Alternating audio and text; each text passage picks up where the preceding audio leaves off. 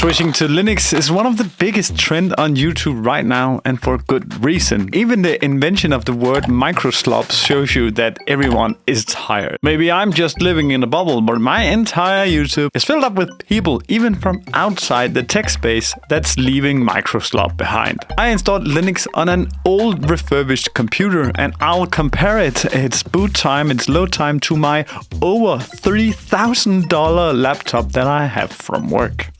I'll tell you, the results are...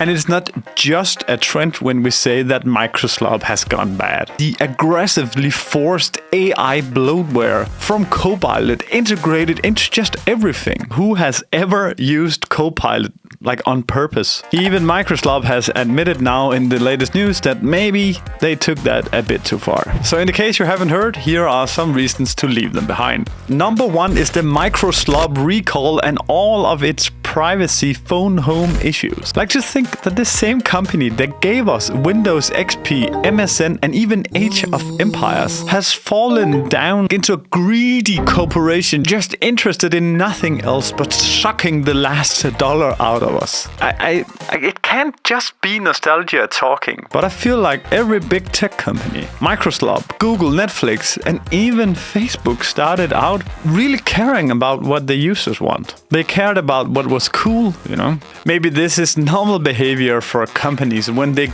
like grow beyond the nerds, but what isn't normal is taking screenshots of every single thing you do on your computer, storing it, and probably sending it to the servers. But I don't really know about the last one, but recall was made in order to like scroll back and see what you have done in the past. But already within the first minutes and hours of use, but users were reporting about credit card information and login information being stored in these screenshots. This becomes much more problematic when you know that Microsoft is phoning home all data and listening to everything you do on your computer. I cannot put into words how backwards I think it is when I live in the EU, where it's illegal to put something as simple as a tracking ID on your computer without consent, a cookie, but to send 50 or so probes of live data back to servers with absolutely everything from keystrokes to regular screenshots of what you are doing to one of the biggest tech conglomerates on earth. Yeah, that's just okay. Let's put that system on our government computers. I work in a smaller e-commerce store that's quite small in the grand scheme of things. God forbid that we would be able to track where you come from when you make a purchase on our site. But no. Microsoft can have everything because nothing is wrong with that. Now this isn't entirely true. The governments in EU has started to wake up. And in fact, now they are starting to switch big time into open source and alternatives. More than 800,000 government systems, according to what I could find online, in the EU has moved both due to data sovereignty and also due to huge cost savings and prolonging life of these IT systems. I imagine a future where young students in Denmark and most of EU and even many other outside countries of the US are taught Linux in school. Then Microsoft is going to have a huge problem in the future if the next generation has grown up with another system. And for this reason, us old people also has to keep up. Slop is not the future, but Linux and open source is. Number two is the Copilot nightmare. Microsoft is putting Copilot into absolutely everything that they make. They go out of their way to stuff AI down the throat into everything that doesn't even have a use for AI. Why?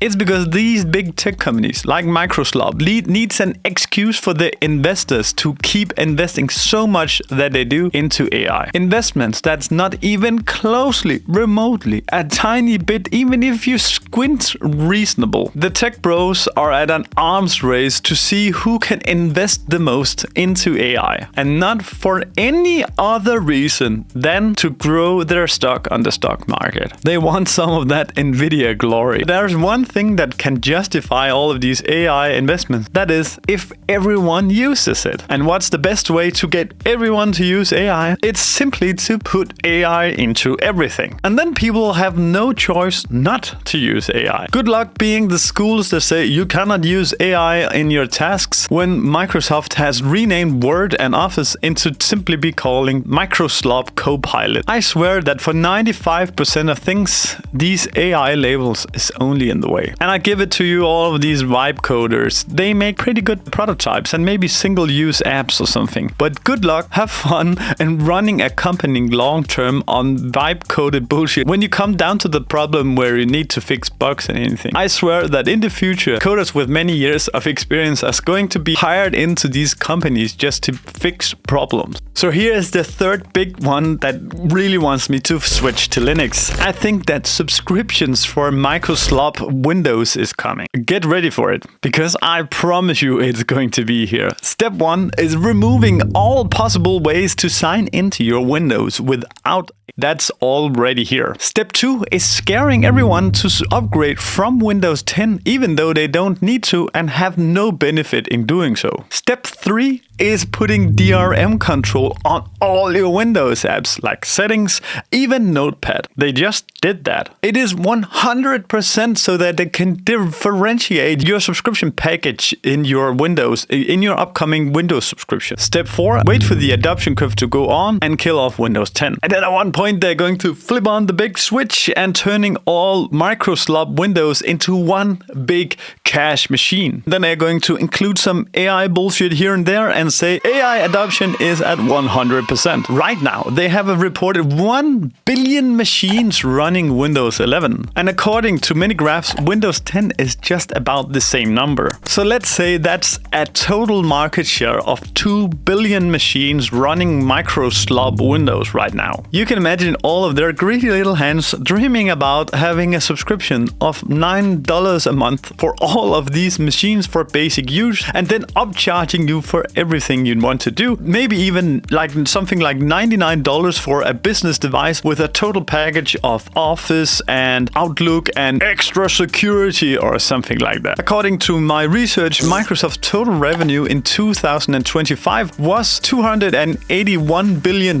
If 1 to 2 billion users were to pay Microsoft $9 a month, that would be $100 to $200 billion a year in extra revenue. Of course they are going to do this. They might ease you into it with a start fee or something else with like $2 or $5, and then over time make it super convenient. I put like everything in one package. You have Office, Outlook, and all of the cool Microsoft apps that you use into one package. Maybe they will even include Microsoft Windows into the Microsoft 365 package for one monthly fee. It's easy, and everything would be saved in your OneDrive, and you will have access to it if you log into your mom's PC and your work PC and your home PC. Everything will just be the same. But then, just like any other streaming service, the price will creep upwards. And meanwhile the price is creeping upwards, the service will be better. And even if they lose 50% market share to Linux, they are still going to swim in cash. We know it's every big tech company's dream to rent us stuff. We're not allowed to own something anymore. So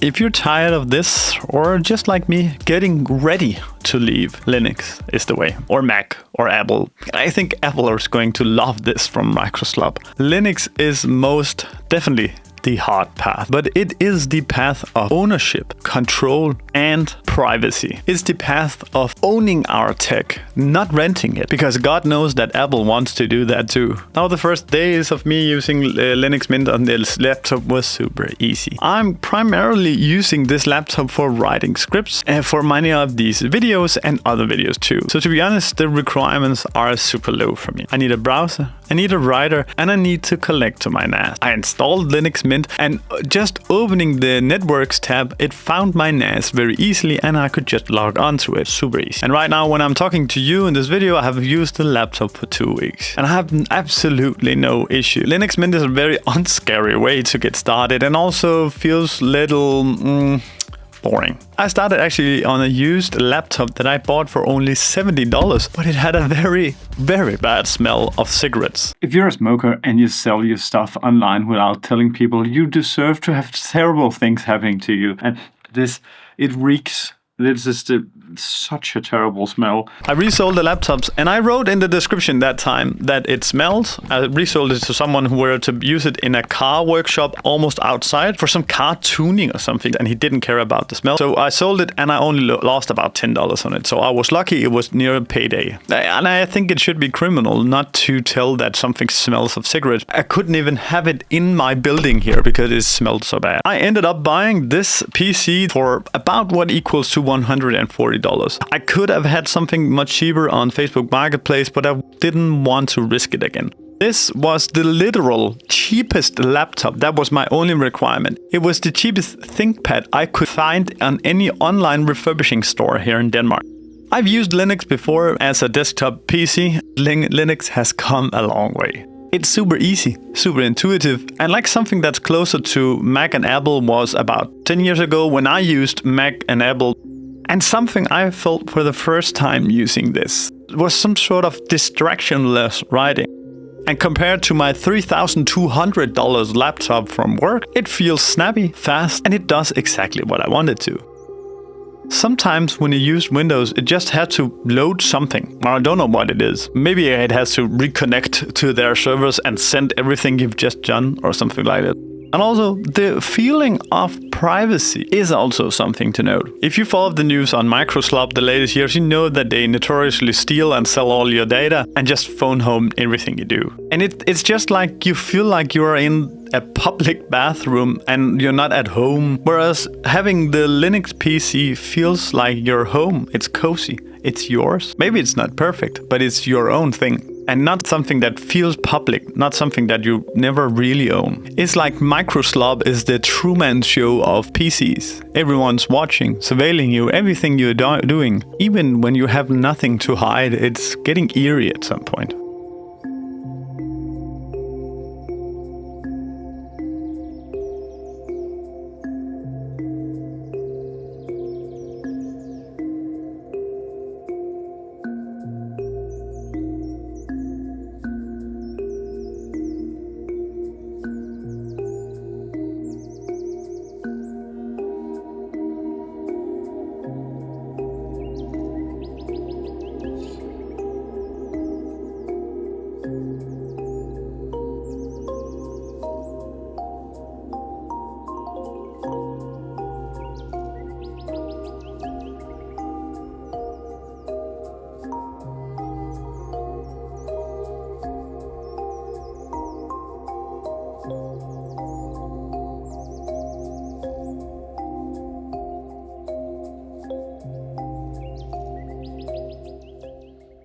Thank you so much for watching. I'm going to test other distros as well, and I'm going to put up a video here when it's online. Otherwise, YouTube will probably pick something that it thinks that you are very interested in. Thank you so much for watching. I hope to see you in the future. Bye.